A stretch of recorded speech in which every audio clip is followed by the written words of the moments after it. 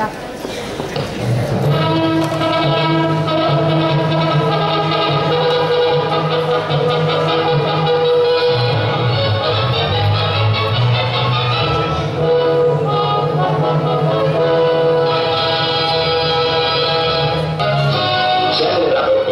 Normalidad en toda España, la primera fase de las elecciones municipales. En Madrid, los votantes comprueban su inscripción en las listas.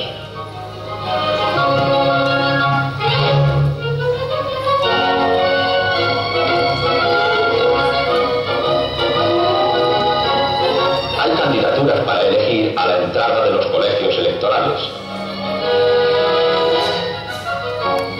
Y se forman colas para votar. Don Jesús Suevos, concejal electo por el tercio de cabezas de familia, deposita la papeleta en su distrito. En general, ha emitido su voto un porcentaje muy elevado de madrileños.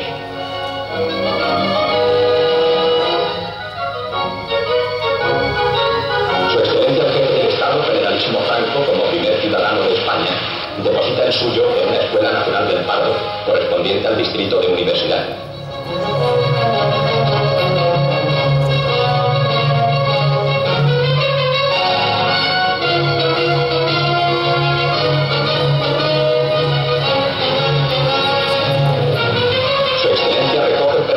El volante donde consta el certificado de haber cumplido como tantos con este deber. Los taxis en fila esperan al viajero, que esta vez va a ser viajera y muy guapa, por cierto. Por fin se decide, y ha tenido suerte porque es un taxi como no hay dos, que despierta la envidia de los otros conductores. La señorita recibe no una, sino muchas agradables sorpresas, porque el coche que eligió es el del taxista Demófilo Martínez, que comparte el servicio con su compañero Julián Gallego. Está dotado de todos los elementos que hacen grato el viaje por la vida y por la urbe. Tabaco y cerillas, cartelera de espectáculos, diccionarios, periódicos, revistas de actualidad y hasta botiquín.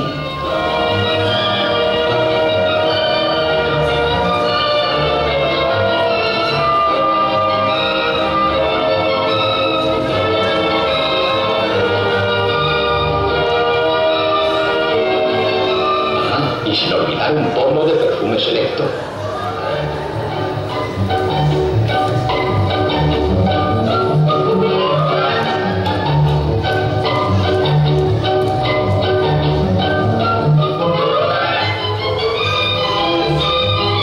Y a la hora de pagar, ahí está el platillo articulado y la caja registradora con sistema de alarma para devolver el cambio. El buen servicio bien merece una espléndida propina. Y el cliente recibe el buenas noches del taxista, sintiendo abandonar este hogar volante.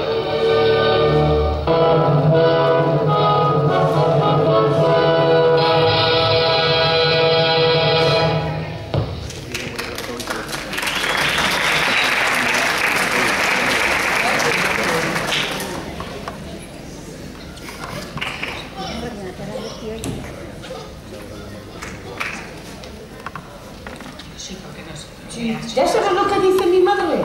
¿Qué? Que estos hacen las restas sin llevada y que el resultado les sale igual. ¿Sin llevada igual? Sí, y es un chollo, porque a mí siempre se me olvida la llevada. Pues no puede ser. Alguno de los dos métodos tienen que estar mal. El nuestro no, porque el nuestro es el de toda la vida. De estar mal será el suyo. Que es nuevo. Hombre. Claro. Oye, Arantxa, me dice Miren que vosotras hacéis la resta sin llevada. ¿A qué no? Sí, nosotros sin llevada. ¿Sin llevada? Pues a ver cómo haces esto. 25 menos 7... 18. Vaya, explica tú, yo soy online de Zoom. Ah, pues mira, tú, de donde hay 5, tú no puedes quitar 7, ¿no? No. Bueno, pues entonces, el 5 le pide 1 al 2, que son amarrecos. Luego aquello ya se convierte todo en pollocas. Tú quitas 7 Y te quedan 8 boticas y el amargo amarga zorzi, me zorzi 18. Increíble, pero cierto. Sí, no he entendido nada. A ver, ¿qué tiene que ver? ¿Que sale lo mismo? ¿Pero qué tiene que ver? A ver, ¿vosotros a los caballos no le llamáis pochucas? Sí, y a las potolas también. ¿Qué tiene que ver con las matemáticas? Nada, pues sería que los caballos tienen 4 patas.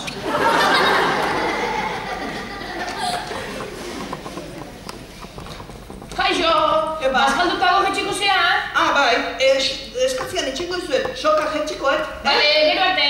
Adio.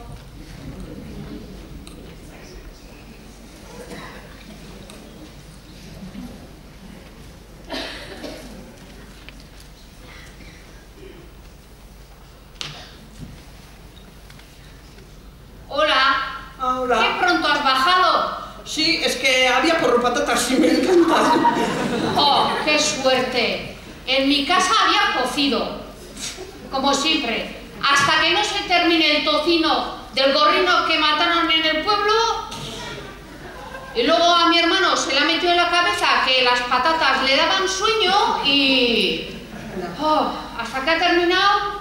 Bueno, ¿a qué jugamos? ¿Arcos o arcocherito? Bueno, cherito. Bueno, baina, zueka da para, eso canería. Siempre igual. Va. Hago cherito lere. ¡Maya, para! Ni, cívicos. ¡Va! ¡Para! Me toca. A ver, pues yo quiero jugar a eso que juguéis en la Icastola. Vale. ¿Vale? Bai, yo. Prueba. A ver. Va, vite. Aita, amatzen. ¡Oh, hombre! Habéis hecho queriendo. Vale. Hombre. Oye, ¿y si vamos a Echarri?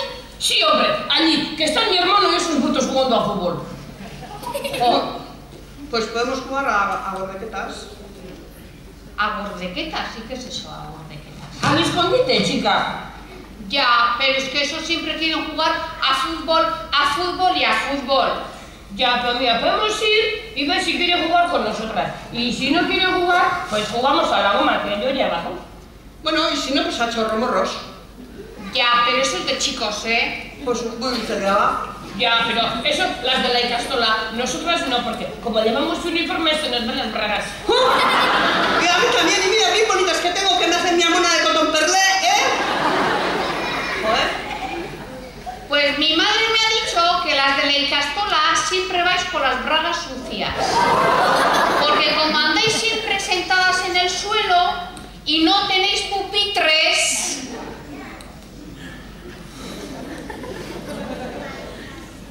Bueno, jungo de Echarria o zer. Vale. Vale.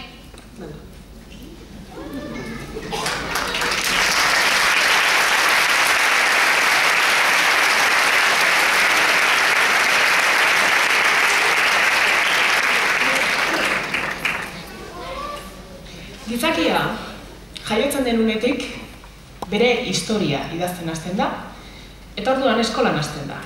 Nahiz eta urte batzuk pasako dian oraindik egiten ikasten duen arte, idazten ikasten duen arte. Matematikekin hortxe. Urte bete berria du umiai, errepikatzen dio behin eta berriz, zenbat urte dazkazu, eta ez du ezer ulertzen. Eta gero erakusten dio, hola iten behar jakin. Eta matematikak hortxe hasten dira. Eta holaxe matematikekin, historiakin, gizartekin, naturekin, txanelakin, inglesakin. Azken atxe ematen duguna arte. Izan ez zenbat aldiz, entzun oten egun bizitza bezalako eskolek ez dagoela inon. Gure bai, omenaldi hau prestatzen hasi ginean, kontukiten hasi ginen. Matematika kontukin. Jakin nahi izan genuen, Andunga ikastolatik zenbat ume pasa izan ginen. Baina ez zuen. Zenbaki zehatz bat ematea ezinezko aintzi zaigun. Batzuk juntziala, bestiak etorreziala, bestiak bila bete intzitula, bestiak anaia bai, baina bea ez, eta orduan etzeola expelik, eta... Bueno, azkenian zenbaki bauta genuen. 3.800 ikasletik gora. Lourdes Jauregi zeingo nukenik zugabe. Baina gero kontuatu ginean, ikastola ez diala ikaslea bakarrik. Gurasoak ero daude, familia daude, bazkidea daude, batzordekidea daude, laguntzailea daude. Eta Basteron 500 lagunentzako lekua besteik ez dago. 2 aukera aurrek ikusi genituen. Bat, udaletxea izan, Bastero bera botatzeko da 8.000 lagunentzat leku egiteko, baina bakigu udaletxea nola dabilen diruz eta gaizki xamar. Eta bestia zen, ikastolaren hildo hori jarraitzea. Ikastola argi daukagu euskararen simboloetako bat dela. Eta guk ere gaur simbolikoki jokatu nahi dugu. Gaur holtza gainera 5 omendu talde igoko ditugu. 50 zerbait lagun. Guregatik balitz denak hemen egongo zinatekete, baina denentzat legurik ez dago beraz. Gaurko pertsonek izen eta abizenak dituzten arren, simbolikoki egingo dute hemengo paseotxoa. Eta matematika kontutan oso jaioak ez ganez, baina kontu kontari gain gaizkiz gabiltzan ez, hemen daukazue gure ikastolaren historiaren lehen zatia. Hau da gure teilatupea. Claudia, egezunea.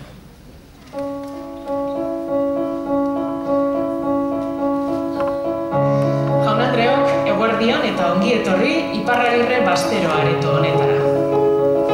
Gure ikastolaren historia 1963an hasten dela esaten dugu. Eta buruan ondo daukagu, euskara putzu, sakon eta iluna zela garai hartan.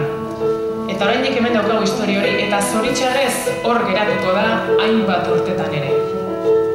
Gero aurretik, Andoainen, euskaraz irakasteko hainbat saiakera egin ziren, baina dene dakigu gerra etorritakoan ze gertatu zen, eta ondoren ere euskarak ze kolorez daukan. Andoaingo ikastolako ikaslei erakutsi diegu gure historia 1963an hasten dela, baina barkatuko iazue. 15 urte atzera ingo dugu. Ariketa bat proposatzen dizuet, ikastolan badaude bezala. Lasai, hortik bertatik ingo dezute. Irudimena edo imaginazioa erabiltzea da. Ara, 500 lagun gaude hemen eta Tolosara joango gara momentu baten. Notari baten etxean gaude. Hantxe notarioa horri batzu begiratzen. Eta bere ondoan mahai bat, egur noblezkoa. Ara, emakume bat dator, adinean gora datorrena. Eseri da, eta notarioak horri batzuk eman dizkio. Emakumeak horriak hartu, ondo irakurri eta luma batekin bere sinadura jartzen du. Gu oso azkarra gea eta ikusi nahi dugu ze jartzen duen emakume horrek horri ditan. Ez atera betaurrekoak, ilun betan zaudeten nik kontatuko izuet eta. Horri horren hasierak holaxe dio. En la villa de Tolosa, a las 12:30 del día 25 de septiembre de 1948, ante mí, don Juan María de Araluce y Villar, notario, comparece doña Juana Bautista Alcain Izaguirre. Pasa a disponer su última voluntad. Juanita Alcain edo Andoainen, doña Juanita Alcain, doña Juanita bezala ezagutzen den emakumearen testamentua da. 5. klausulan, doña Juanitak bere etxean falta den egunerako euskaraz emango den eskola bat entzat nahi omen du. Doña Juanita Alkainek lan eskerga egin zuen euskararen alde gerra aurretik. Baina gerra etorritakoan badakigu ze lauso gelditu zen euskararen mundua eta horri emakume bat izatea gehitzen badiogu akabo memoria.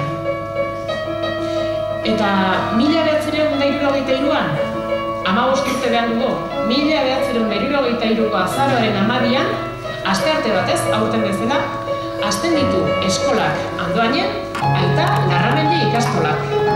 Doña Juanitaren etxean, hemen txatzean dagoen etxe honetan.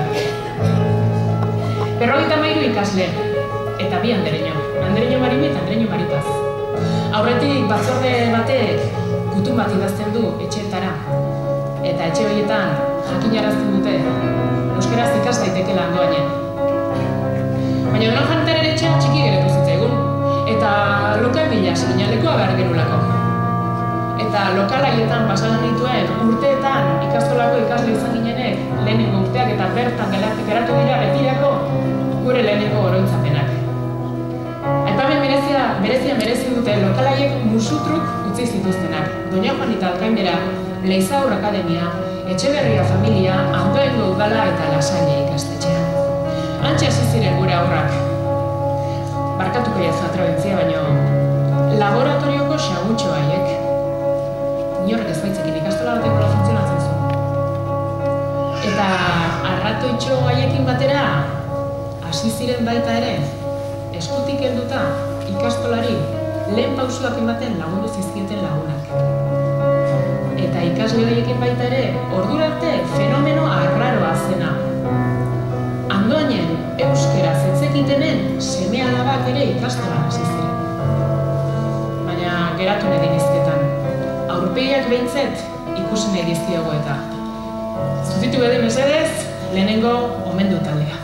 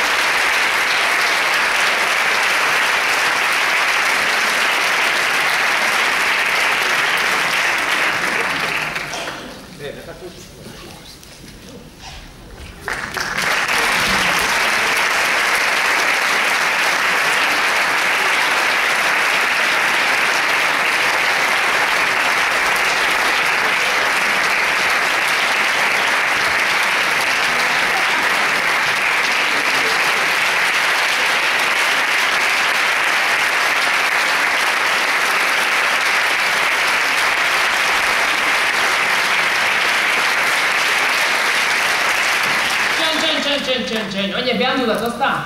Nahi jendia falta da, A ber, nik esan diken amabitako etortzeko. Zuzendariak etorri dio esan ziren amabitako etortzeko. Eta ez dakin nun daude, deituko dio gazare. Jaun Andreok zuekin, Andoaingo ikastolako haur txistulariak.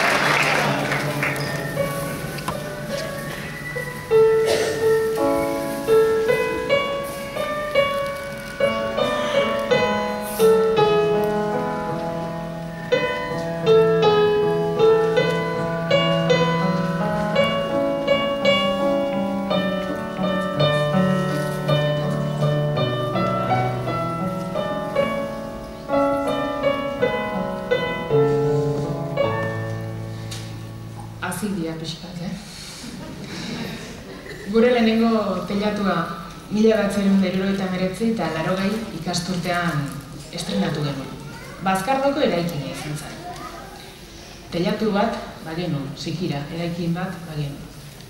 Baina Bazkardoko eraikina sortu baino lehen, jada guraso talde handi bat lanean zegoen ikastolaren alde xoxak ateratzeko. Merkatu txikia egiten zen, nahi. Eta nola ahaztuko ditugu gure txikitako geletan paretetik jaisten ziren mailaiek. Mailetan ikasi genuen zenbaki kontatzen, gometxak pegatzen, eta gure lehenengo letrak idazten, eta hortan etzaigoen gaizkioten. Baina Bazkardokoa sortu baino lehen, 8 urte lehenago, 1971an, kanpaldia hasi zen, Don Eugenio Arregik suspatuta. Guraso talde batek sekulako lan egin zuen, eta bai Argedasen eta bai ondoren etorri ziren kanpaldietan, eta baita irakasleek ere. Kanpalditik ikasle asko pasa ginen, eta Argedasen hasi zena Euskal Herriko beste hainbat lekutara eta 7 probintzietara banatu zen. Eta,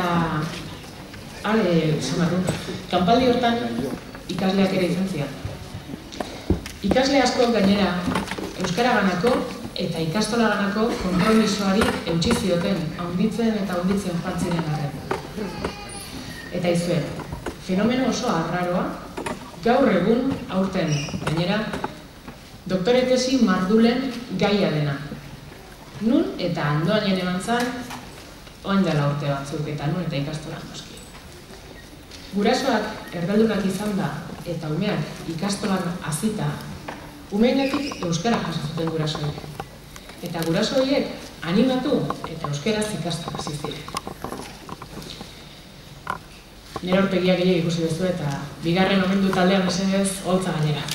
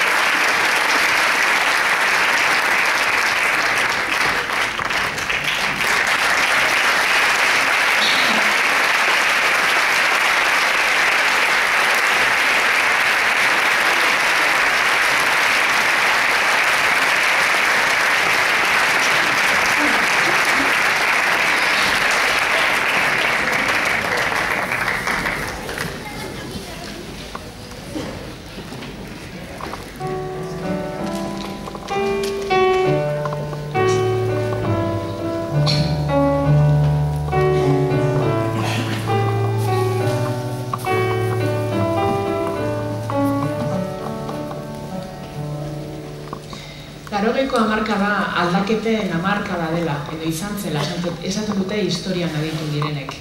Guk ere, laurogeiko hamarkadan eraikin berria, mila 1985-86 ikasturtean, Txistokiko eraikinera joan ginen. Eta handik urte batzutara, akabo, kanpora ikastera joan behar hori. 2 edo 3 urtetatik, 18 urte betera arte, ikastolan ikasteko aukera izan genuen askok. Beraz, eskutik helduta joan ginenak gero unibertsitateko atean utzi dituzten eta gure esan.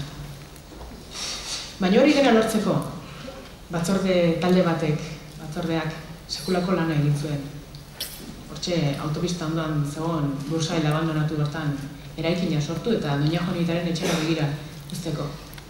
Eta ikastola hortatik ikasle ugari pasa ginen, bakoitza bere kolore eta izate desberdinekoa, baina bere bidea egin duena, eta bere bidea euskaraz egin duena gainera. Eta horien atzean, antzoki baten atzean baleude bezala irakasleak. Nor ez da gogoratzen ikastolako irakasleetaz. Esaten dute ipuin batean, irakaslea direla zure bizitzan beti dauden pertsona batzuk. Ikastolara joaten garenean antxe dauden. Eta ikasturtea amaitzen denean bertan uzten ditugu. Eta gure oroitzapenak, irakasleen oroitzapenak ikastolan geratzen dira. Batzuk joan zitzaizkigun betirako, baina oroimenean gordetzen ditugu. Baina ez gaitezen triste jarri. 3. omendu taldea zuekin jaun-andreok.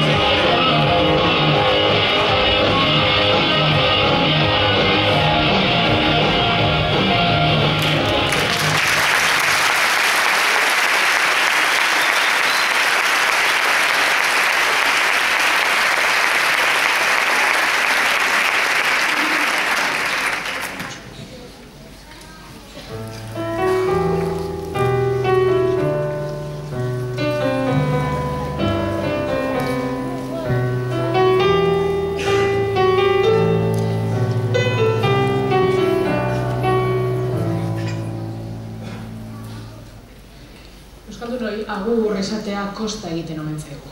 Baina aldaketa onerako denean ez da horren besteko izaten. 1981-1982 ikasturtean Bazkardoko etxe txikiak ireki genituen. Aio, garai hartako bajera eta lokaletan ikasteari, orain umeek etxetxoak dituzte. Baina betirako geratu ziren hementxe gordeta txikitako oroitzapen haiek eta kaletik goazen bitartean begirada botatzen diogu lokal eta bajera haiek. Agur egitea, agur esatea kosta egiten zaigun horren, Euskaldunok berezkoa daukagun zerbait, genetikoki datorkiguna, egoskorrak izatea da.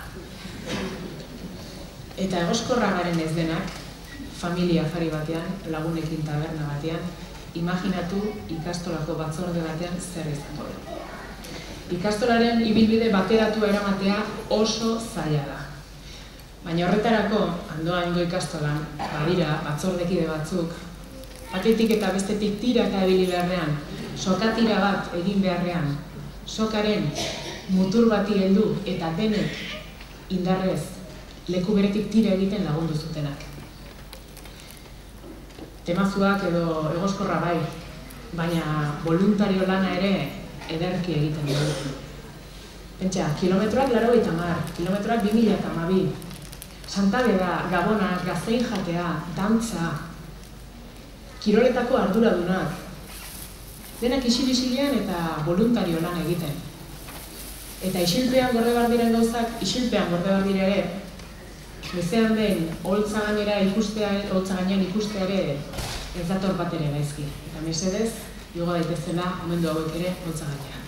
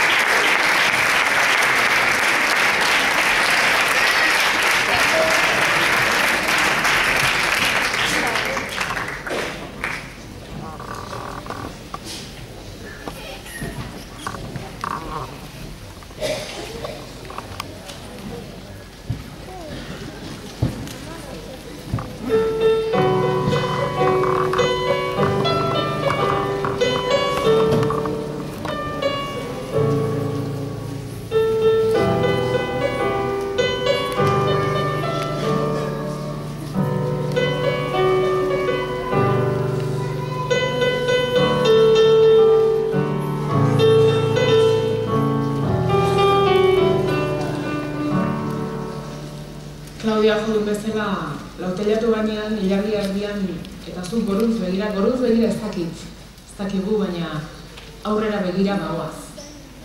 Eta ikasturte honetan estrenatu dugu txistokiko eraikin berria. Etorkizuna aurrean daukagulako. Gure ikastolatik hainbat eta hainbat ikasle pasa dira, eta hainbat belaunaldi baita ere. Fideltasuna dirutelako ehundaka eta ehundaka familia. Garai batean ikasle izan zirenak orain guraso dira. Eta beraiek egin duten bidea egingo dute beraien seme-alabek ere. Eta zer esanik ez familiei buruz. Gure ikastolan ez dira txuri beltzeko familia bakarrik sartzen. Gure ikastolan kolore askotako familiak ditugu maitea. Aita ama eta seme-alabak osatzen zuten familia hori, bai, asko daude, baina beste familia mota batzuk ere gurean lekuan dute.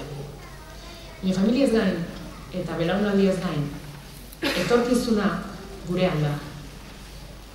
Batzuk, 18 urte beteko dituzte, datorren urte honetan. Eta unibertsitateko atean utziko ditugu, aio esan da. Eta beste batzuk aldiz, aurten hasi dira ikastolan. Eta urte luzetan, 16 urte luzetan ikusiko ditugu gure ikastolatik aurrera eta atzera joan. Hemen, 4. teilatua, eta hementxe, 5. omendu taldea.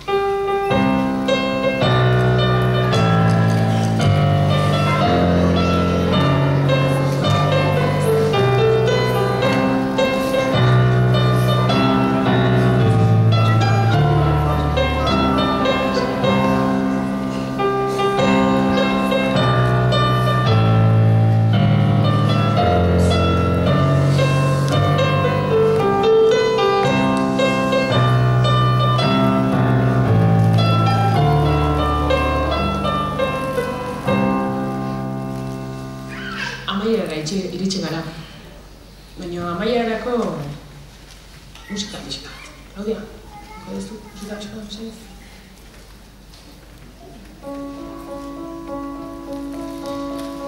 Gure ipuinaren bukarara iritsi gara. 50 orrialde pasa ditugu, baina oraindik beste horri txuri daude atzetik datozenek historia idatz dezaten. Gauzak aldatu dira, 50 urtetan gauza asko aldatzen direlako gizartean. Baina guk alde batetik berdin izaten jarraitzen dugu.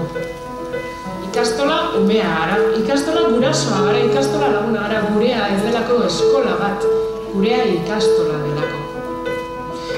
Gauzak ez dira aldatu esaten nun ze begiratu neska txiki honi. Azten joan da, eta oraindik ere igual aziko da, baina handoen berrin eta amak marka dioza dela Alfrederen alaba izan da.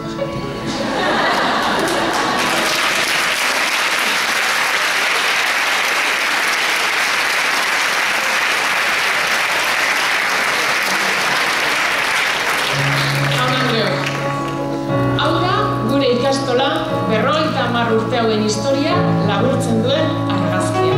Duela 50 urte atera genuen. Denak arbelera begira gaude. Etorkizunera horixe delako beheguna ikasi eta euskaraz. Baina noizean behin, atzera begiratzen dugu.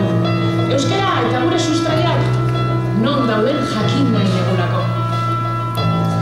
Jonen Larrañagak kazetariak duela urte batzuk, atzoko Andoain eta Andoaindarrak liburuzketan bilduzu bezala, Inez Arrieta zenari, Doña Juanita Alkainek esan omen zion. Ai, Inez, nik ez ezautuko, baina zuek ezautuko zuen euskeraz ematen dian eskolak. Eta ezautu ditugu, eta ezagutzen jarraitu ezagula. Eskerrik asko etortzeagatik, ondo segitu.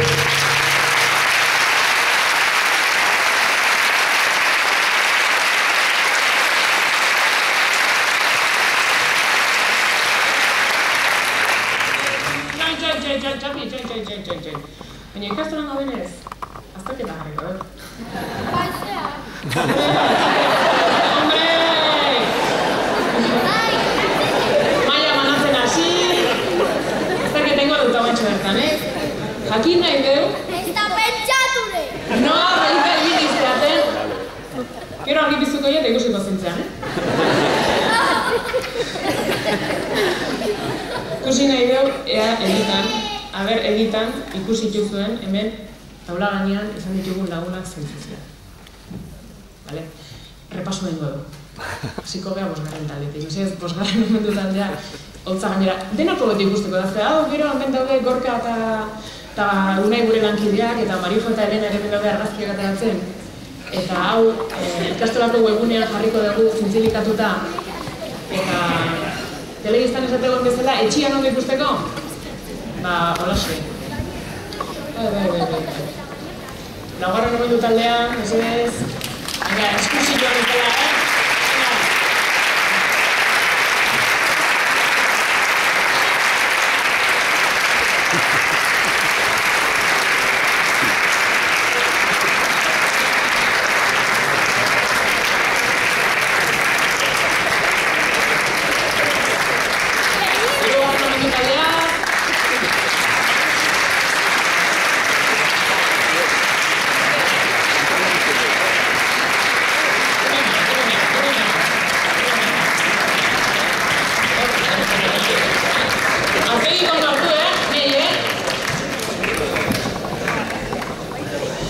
Bigarren momentu taldea eta lehenengoa mesedez.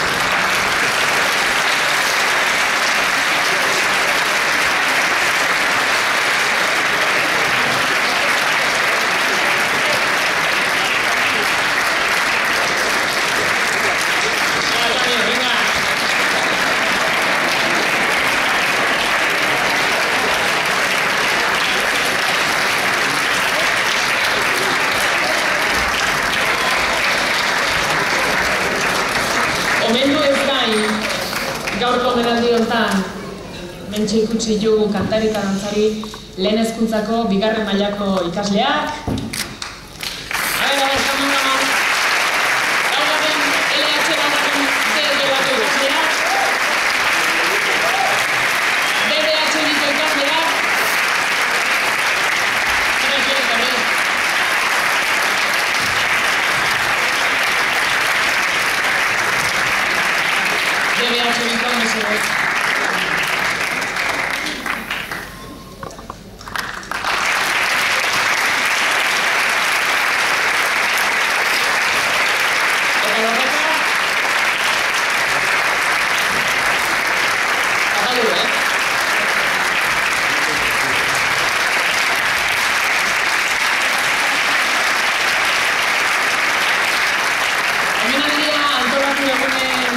Eskerrak eman nahi genizkioke hemen argiztapen lanetan, soinu lanetan eta artezlari lanetan ibili diren lankideei, baita hemengo udalari laguntza emateagatik, bereziki Aitziber Ugartemendiari gure telefono deiak hartzeagatik eta ez kolgatzeagatik.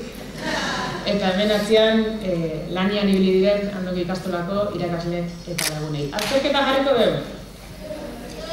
Erresa da.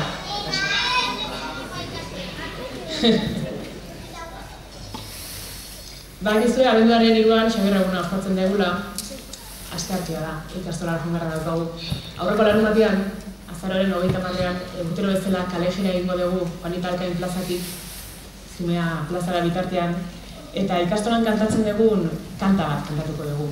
Bertara joatea, gonbidatuta zaudeten oski, euskera, gure herrian, jakin bai, asko bakigun hizkuntza hori, baina eragilera, 18%ak erabiltzen dugun hizkuntza hori, entzun dadin eta aldarrika dezagun laguntza behar degulako.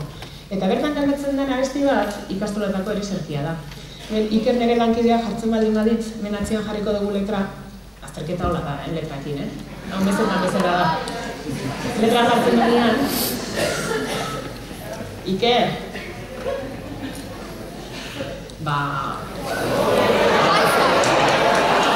Pero kexatuko zate,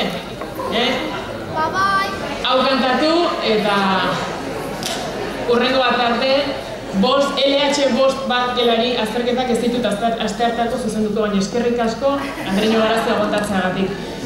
Dantzaria mesedez?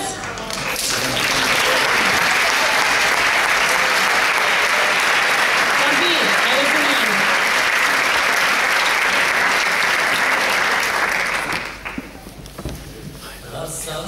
Euskara, Euskara,